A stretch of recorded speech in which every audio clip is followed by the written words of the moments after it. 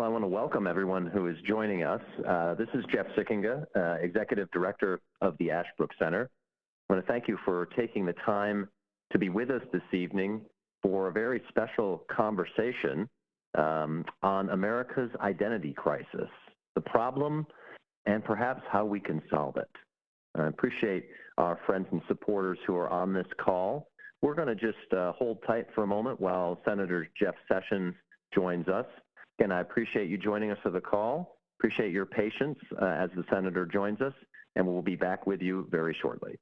Hello? Yes, Senator Sessions, hi. Thank you for joining us. You're on live with our Ashbrook friends and supporters who have joined us for this call. Well, it's great, and we just pulled into the hotel in Tuscaloosa, but I'm not going to the debate tomorrow night. Well, let me just introduce the folks who are on this call with us this evening. Right. Let me introduce Senator Jeff Sessions. Many of you know him from his long and distinguished career in public service. He was United States Senator from the great state of Alabama for 20 years.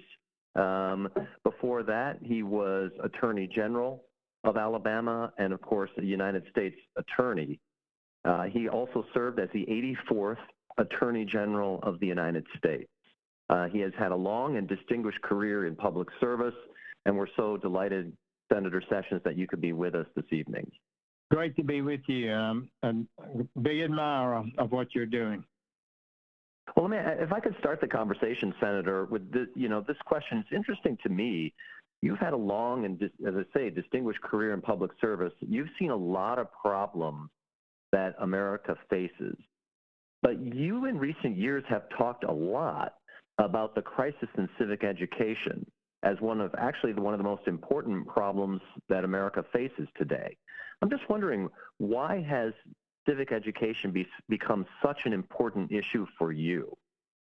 Well, I was attended a small liberal arts college with a pretty broad core curriculum back in the old days, and majored in history. And in the Senate and throughout my career, I've observed a real decline in knowledge and ability of students to comprehend what's happening. So I think we're failing to teach the great history of our country. There are many, many things that have got to be communicated. One of them is that we are a nation. We're a great, great nation. The greatest in the history of the world, I think, by any standard. And somehow we're failing to convey that. We have large numbers of teachers in college and in high schools and junior highs and elementary schools that are really hostile to the founding principles that have made us so great. And more than any other activity, since I've been out of public life, I have given time to this subject. Alabama's got some real needs that we could do a lot better. In Ashbrook, Jeff, you've been active in what we've attempted to do. You've participated in a number of things, and you know how much I have been singing your praises and the work that you're doing. It seems to me that one thing is good, and that is we have a number of groups, and Ashbrook being a premier one, that have been working on this for decades. You know how to teach, you know the values that need to be conveyed, and you've developed methods and capabilities of conveying that to teachers first. You convinced me that that's a critically important thing, is teaching teachers first, and then they will teach hundreds, thousands of students over their career. But so, yeah, I really believe that, as one Alabama historian has said, we need to love our country, but how can you love it if you don't know anything about it? So that's sort of where I am on it. And thank you, those of you who have are supporters, because I don't think I could name quite a few other groups that are very good, but none better than Ashbrook. I got to say. And Jeff Sikkenga is one of the most impressive people I've met in my whole time and going to conferences and talking with a group. So congratulations on what you're doing. The time is right. I think people are beginning to look around, and the good news is that you have the knowledge that's needed at this very point in time. Well, thank you, Senator. And let me ask our friends who are on the lines, if if your phone is on mute, if you want to ask a question, I think you can hit *6 and jump into the conversation, and we'd be delighted to have you jump in as you have questions. Senator, maybe I could just follow up on that question a little bit. In public life, members of Congress, members of the executive branch, it's always interesting to me, they swear an oath to the Constitution of the United States. Can you talk a little bit about the importance of the Constitution in American public life and in your career? I mean, you've been Attorney General of the United States, Attorney General of Alabama. You've thought seriously about the Constitution. Just say a little bit more about the importance of the Constitution and knowledge of the Constitution. We are a diverse population and have been to some degree, although that's greatly exaggerated. And the one unifying factor is the Constitution. It orders so much of what we do. I mean, when you have an impeachment, you go to the Constitution. It tells you exactly what you have to do. And we have to teach to the next generation why having rules that people respect and understand those rules, why that's critical. Because the Republic won't stand if people don't understand the foundational document, the Constitution, and the principles and directions it provides us, the order and structure it provides us, so we can have debates and disagreements and those kind of things. Those things are just critical, and I'm afraid we're not teaching it. So we have the longest existing Constitution in the world. No other country has one this long. It has stood the test of time. It continues to work, and it absolutely has to be defended. But you can't just defend it by saying you need to obey the Constitution. You defend it intellectually, which is a little harder, but we have to defend it by explaining the uniqueness and the glory of this Constitution, how it has protected us and held us together, except for one exception, and we came back together, and we continued to operate under its guidance. So teaching that to young people is really important. And this world of internet and reading headlines and not the story is pretty dangerous territory we've never been in before. And we have to protect that Constitution. I'm curious, if you think about your time as U.S. Attorney General or Attorney General for Alabama, or even as a U.S. Senator, are there times, maybe difficult moments in your career, or just, thinking through a difficult policy issue where, you thought, I wonder what the Constitution says about this, or I wonder if this policy really does match up with the Constitution? Does that play a role in people's deliberations in the executive branch and in Congress? Does it? Should it? What do you think about that? I know some conservatives have hinted about a bit like we're going to have to cross the Rubicon. I interpret that to mean that they despair about the validity of the Constitution and whether we can continue to adhere to it when the left steadfastly seeks to get around the Constitution and does not submit to it. So I do think it's a big issue, but I'm totally and firmly opposed to the erosion of the constitutional order. And so teaching that is important. Now, there are very clear things that everybody knows in the Congress. I mentioned like the impeachment, you go straight to the Constitution. It tells you what to do. But when you're talking about interstate commerce or the Obamacare, documents like that require some real thought. And to understand the meaning of the document. And then sometimes it's just a battle to get people to adhere to it. I've always tried to adhere to the Constitution, but when you have an agenda, it's very tempting to want to bend the Constitution to advance your agenda. The more that's done, the weaker the document becomes. Professor Van Alstyne and William and Mary testified in one of my hearings, and he said the older I have gotten, he was retired then, I think, senior status. He said, the more I understand that the Constitution must be interpreted as it's written, the good and the bad parts. In other words, every time a court, and we're a lot less involved in rewriting the Constitution today with this court than we used to, but when the court bent the Constitution, it actually weakens it. The court has no ability and no moral authority to redefine the meaning of words, to make it say what they want it to say, to update it in their minds to make it advance an agenda they believe in.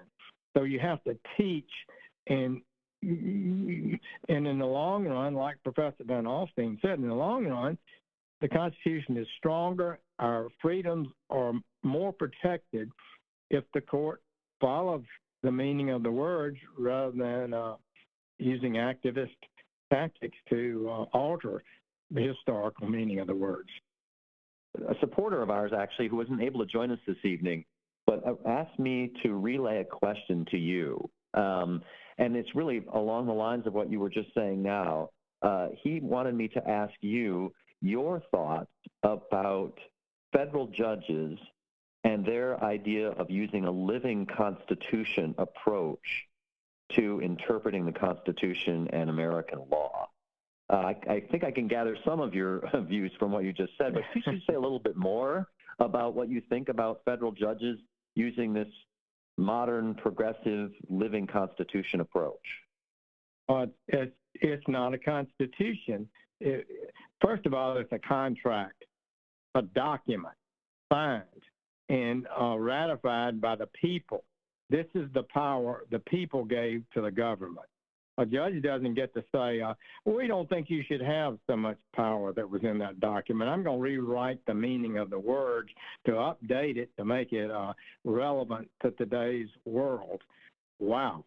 I mean, this is a direct shot at the heart of the American Republic when you take that position. So we've had this long battle. It's one of my themes since I came to the Senate and made hundreds of speeches about it on Judiciary Committee for 20 years, and we fought over these issues. For conservatives, for traditionalists, for constitutionalists, that we have now 6 justices on the court that are originalists, who believe that words should mean what they meant when the people ratified them. That is almost unthinkable in the early 80s when I was a young United States attorney and prosecuting cases and reading what was happening at the Supreme Court. And then we had opportunities and put judges on the court, and then they failed and became weak or activists themselves. So this is a big deal. So I think we've made real progress. We should celebrate that, and we should continue to advance the idea that the document is not perfect. There are parts that you or I might disagree with, and liberals might disagree with, but following the words of the document is best. So for everybody. So this is what history teaches you. You know, countries that get away from their founding principles start a period of decline. Well, I just really believe that this question is a good one. It's just astoundingly happy for me to see the progress that has been made. I believe in some of the biggest threats now are in the state courts, who are interpreting their state constitutions on things like abortion in ways that, just like the liberal federal Supreme Court used to interpret it.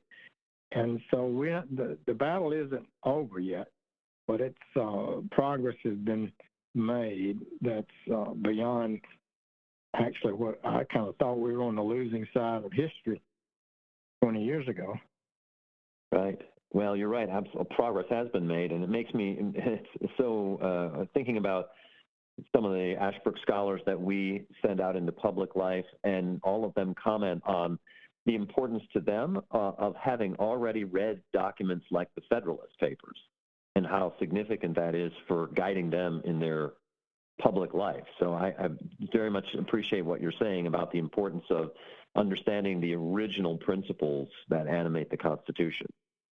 You are so right in the way you teach teachers, and which has so impressed me, is to go back to the original document and read the Declaration, read the Constitution, read the Mayflower Compact and all the early documents, and figure out what they meant. The way the left has gained so much progress is they teach books that tell the student what the Declaration of Independence said, or the Constitution, and they don't read the document. That's often quite different. So the way you teach it is exactly right. And if you can get the teachers who come to your seminars and participate, and if they start going back to their classroom and more using the document itself, that's huge progress. Senator, I had another supporter of ours, actually, again, who couldn't join us this evening, but wanted to ask this question. It's kind of an interesting one, particularly for you, since you were a history major and you obviously care about American history and love it. This person said, could you please ask Senator Sessions who his favorite founding father is and why? I guess it'd be Madison. The indispensable man was Washington. When there were all kind of encouragements for him after the war, and you have this dysfunctional Continental Congress, and you're going to have to take charge, and you're going to have to make sure the soldiers are paid, and he told them no. He went to his farm. There was a painting in the Capitol of Washington standing before a group of people, handing them a paper. And I asked students, and most of them, if they're alert, think maybe it was the Declaration of Independence from that painting, but it was his resignation as Commander-in-Chief of the Army. And they said it was not a dry eye in the House at Annapolis when he resigned. So they knew what it meant, and Washington knew what it meant. And somehow we need to convey that. Then Madison, basically, is said to have read every book then existing on how to organize a government and how they failed. And he came to the Constitutional Convention ready to answer almost any question that came up, and made the compromises that made the document successful. It doesn't work just to have a good idea. You need to pass it, get it done. And sometimes you have to give and take. So I think Madison had the clearest understanding of the limited role that the federal government had, although he and Washington both thought we needed a stronger government than the Continental Congress, and they were not. But anyway, so I think I would say that second to Washington would be Madison. Yeah, it's interesting because Ashbrook actually we just put out an edition of Madison's Notes on the Federal Convention, edited by Professor Gordon Lloyd, who was just passed away, but was a great scholar of the Constitutional Convention. And it's really fascinating reading. If folks out there haven't read it lately or looked at it, we'd be happy to send a copy because it's terrific. You get an inside view of how the Constitution was actually made. Fascinating. The idea that you could get a group of people together from Georgia to Maine, Massachusetts, all these places with no internet to share information, and that somehow, which might be why they were successful, they got, you get so much information you can't make a decision. And they read key documents and key books and treatises on government. They were educated about the real world. They were part of the Enlightenment. They believe in freedom of individuals and that kind of thing. So we were just blessed. I mean, this is the frontier almost. I'm reading a book now about the British Empire and its failure to control America. But Americans were citing British right. They they didn't see how serious it was. They made mistakes. They were like today, the United States you get overextended. You're worried about India, and, all these things that are happening, and they couldn't bring America to heel because they were taught they didn't have to pay a tax. They didn't have a right. They didn't participate in endorsing. That was absolutely. They wouldn't do it. Important, a really important lesson from history, right? It is. Well, Senator, let me throw open. Some folks on the call with us may have questions. Let me throw open the line now to any of our friend supporters who have questions for you. Again, you can unmute yourself by *6. Senator Sessions, thanks for joining us tonight. This has been really great hearing your answers. And I guess my question is, we think about the Constitution and knowing our rights in civic education, and we see a lot of protests right now, people in the streets, and we know the First Amendment talks about the right to peaceably assemble. And I think if you asked, I guess, the average voter, that you're allowed to protest and you can see the virtue in that. Maybe some of those protesters probably think that, they are civically engaged because they're exercising their rights, but something does seem a little bit different than what's going on, almost like they've got half of the equation. What do you think is missing, what these protesters in the streets today are sort of missing in the civic picture of their rights? Because something does seem a little bit different than I think what we're talking about, even though they think they might be civically minded, I guess. That is the fundamental question, I think, of the day.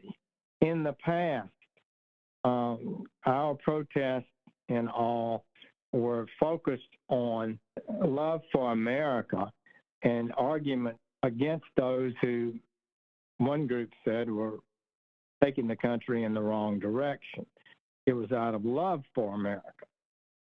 And we had a communitarian kind of spirit where people were proud to be American. But if we don't teach our children the greatness of America, then why will they love it? And why won't they? And you don't teach them really the sweep of world history and what a bright light America is in the sweep of global history, then that's a problem. So I think a lot of the protests focus on hostility to the fundamentals of the Republic, and they don't know how unique and wonderful and blessed people of this country are. They don't know it. Also, they're seeping in big time, especially our global business types they've transitioned from the idea of a nation state to a global world. And they operate not on what's in the best interest of the United States, but what's in the interest of their stockholders. And the politicians have got to stand up on this. The only people that the American people have to defend their interest and America's interest is the elected official. The stockholders of the government of the United States is the American people. I understand the free markets and we're not stopping trade, but I'm just saying a lot of those people have already transitioned. They see things like constitutional votes and filibusters in the Senate is obstructing their ability to get done what their corporation would like to do, from China to India, to Bangladesh or something. To me, the teaching that we are a nation, our Constitution only applies to our country. It doesn't apply to Mexico or Canada. We don't owe our loyalty first and foremost to some global entity. The late Henry Kissinger, I heard him say it publicly, but he had said it to me one time in a private conversation, why the Europeans wouldn't do their fair share on the war on terror and things. He said, only nations can call on their people to sacrifice. Groups of nations have a very hard time calling on people to really sacrifice for a principle. And so I do think we need to reassert the proper teaching of the uniqueness of the American order.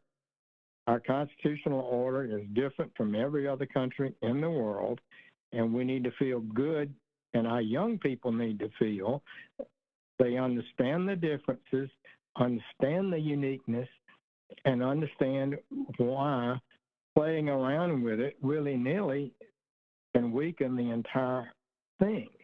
And the future might be grim.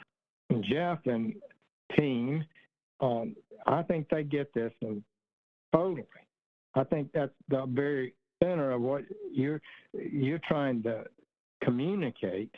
Perhaps I'm wrong, but one businessman told me, he said, Jeff, I'm telling you, people in this country are worried about our future. They know something is going wrong, and if you have an answer, they'll support it. And so that's why I think Ashbrook has the answer. The answer, really.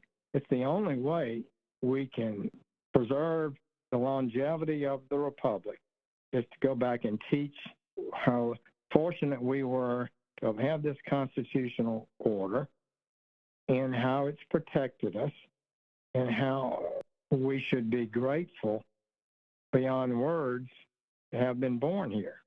Well, thank you, Senator. I appreciate those kind remarks. While you were talking, I got a text from another friend and supporter who's on the call and wanted me to ask this question. And this is really to you sort of personally, an interesting question. First of all, I wanted to thank you, our supporter wanted to thank you for your service to the country, and then ask this: what has been the biggest challenge that you've faced in your public life and career? I guess I had come to see that the American Republic was ceasing to be sensitive to or understand sufficiently the struggle of working Americans. I came to see that the billionaires, all the global people, they see much of what goes on in the United States is just a headache for them, because they're so smart, it should take 5 minutes to approve what I want to do so I can make more money and make more widgets. And so I do think we have this serious problem there, and I started speaking out on immigration being one of the big issues. We're a nation state, and nation states control their borders, and it lets people in who make the nation better at the numbers that makes the nation better, and not everybody in the world that wants to come here gets to come here. So that's a thing. So those kind of issues were a concern to me. I thought that free traders were too religious about that. Is China a free trade nation? Give me a break. Nor Japan. I mean, they analyze our laws and policies, and they figure out how to take advantage of them. But they're resolutely mercantilist. And so I thought our American businesses were getting unfairly competed against in a host of ways, and I came to believe that we were unrealistic in foreign policy and that we needed to not get involved in so many wars. So I guess I broke ranks pretty much with McConnell and the establishment Republicans, and later, within a couple of years, Trump announced, and I ended up supporting him. So I guess, to me, there's I don't know what will happen in the debate here in Tuscaloosa tomorrow night, but the American people are okay if they believe their public officials know what they're dealing with and will respond to their needs, instead of the people who get to walk in to the Senate offices and give their special interest spiel. So this is, to me, the purity of the American Republic. Half of America makes what, less than $60-something thousand a year, median income? Half make less than that. And they're struggling out there. You know what? I've been asking people what their credit card rate is. They've been saying 18-20%. My Shell card is 31.4%. My bank card is 28. Think of a single mom. She's got to put 4 tires on a car. People are struggling out there, and we need. And if the political leadership will affirm the Constitution, affirm our fundamental principles, and will make sure that the policies of our nation benefit everybody, and not just people who have access to power, then the votes are there to get our country back on the right track. So that's, to me. So we're off track, and the reason is that millions of Americans feel like they're being ignored. The law only doesn't apply to rich people. They get away with everything. They feel public safety is being eroded, and nobody will stand up, and the top federal agencies are biased, and their enforcement policies politically impacted by how they enforce the law. So how big a deal is that? Is that too big to explain? Those are you could talk for a week about it, but fundamentally, I do think the biggest decision I made was to recognize, I think correctly, moral responsibility of a public servant is to serve the people. You're public servants. And the people with billions don't need so much care as a single struggling mom who makes $30,000 a year and got a couple of kids to take care of. We do, folks on the line, we do have time for probably one more question for Senator Sessions, if anybody else out there would like to ask one. Mr. Sessions, thanks for joining us tonight. Thank you. I thought I was going to have one little minute now, but I kind of enjoyed the questions. It's been a while since I've... you haven't lost it. Yes, thank you. If we could go back to immigration for a minute, I know that was a pet issue of yours when you were in the Senate. We have a hard enough time educating Americans born here on what it means to be a citizen. But since President Biden has taken office, depending on the estimates, we're looking at anywhere between 4 million and 5.5 million illegals who have been pouring over the border and continue to do so. The administration seems hell-bent on not doing anything about it. You were Attorney General. Immigration is, as I say, a pet issue for you. God willing, if there's a Republican administration that comes in after the next election, what can be done to secure the border, and what can be done for the people that are here illegally? How do we deal with that? That's a great question. My concern that I believe is missing a bit, and I've talked to some experts in this area and conveyed these thoughts. I think people are giving up and thinking it's not possible. But the Trump administration had made progress, and another 4 years could have made even more. But if we were to have the public were really to speak out in this next election, and people recognize that this is a big issue with them, we could pass some laws. We can do so much better with the poor laws that we have, the loopholes that have been found, the court rulings that have neutered whole enforcement schemes or just get wiped out by judges, and we can overcome all that. So I think one of the most important messages in this election with regard to immigration is we are a nation.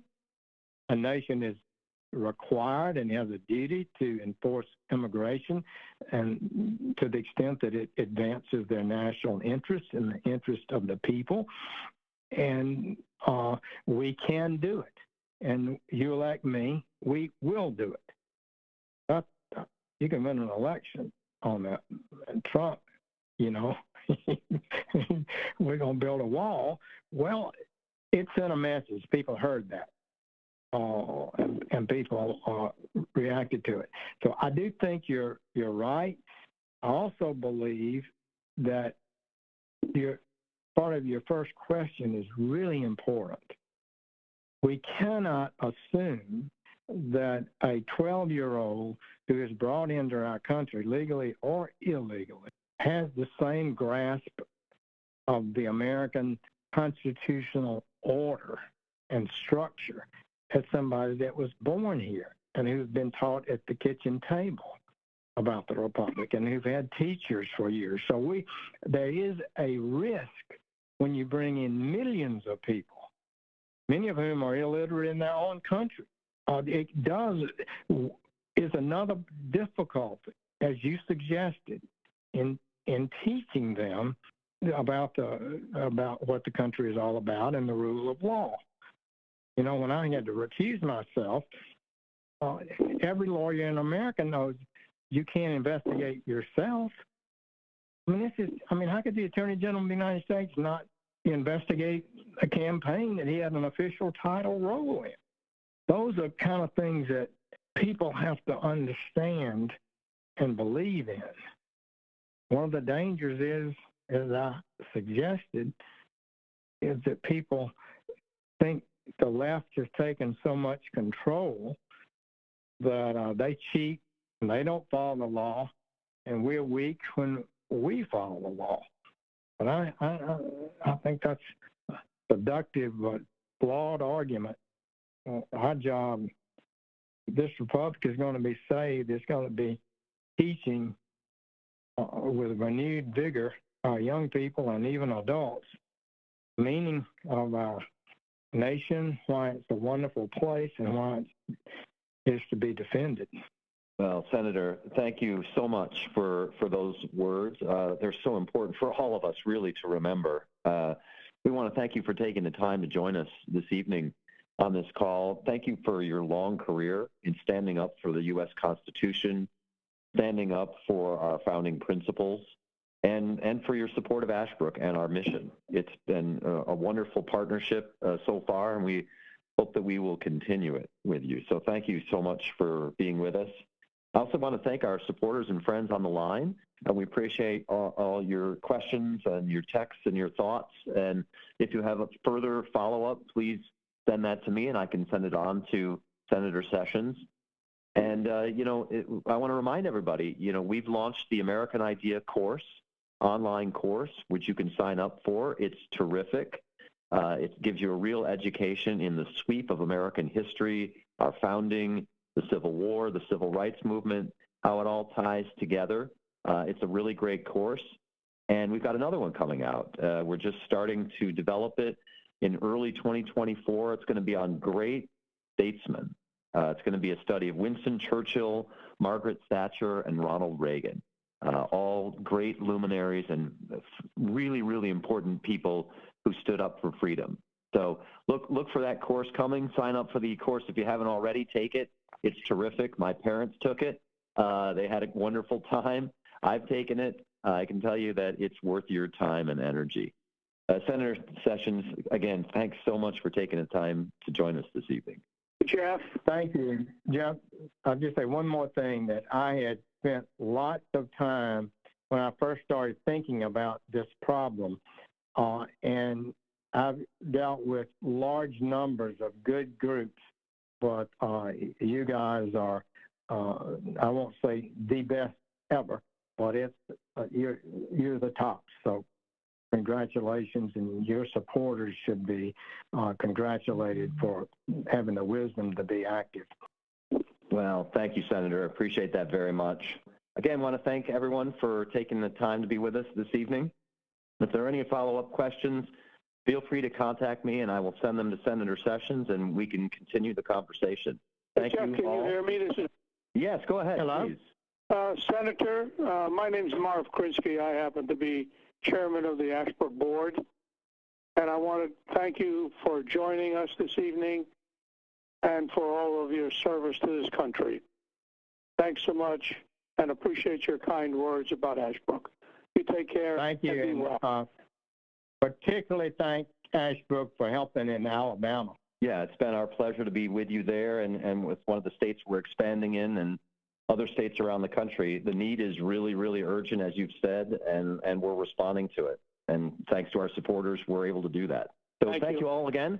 Appreciate it very much for taking the time to be with us, and we will continue to have these kind of calls going forward. They're really part of our attempt to let you all know what's going on with Ashbrook and to have these kind of wonderful, deep, insightful conversations about our country. Thank you. We want to wish you all a very Merry Christmas. Good night.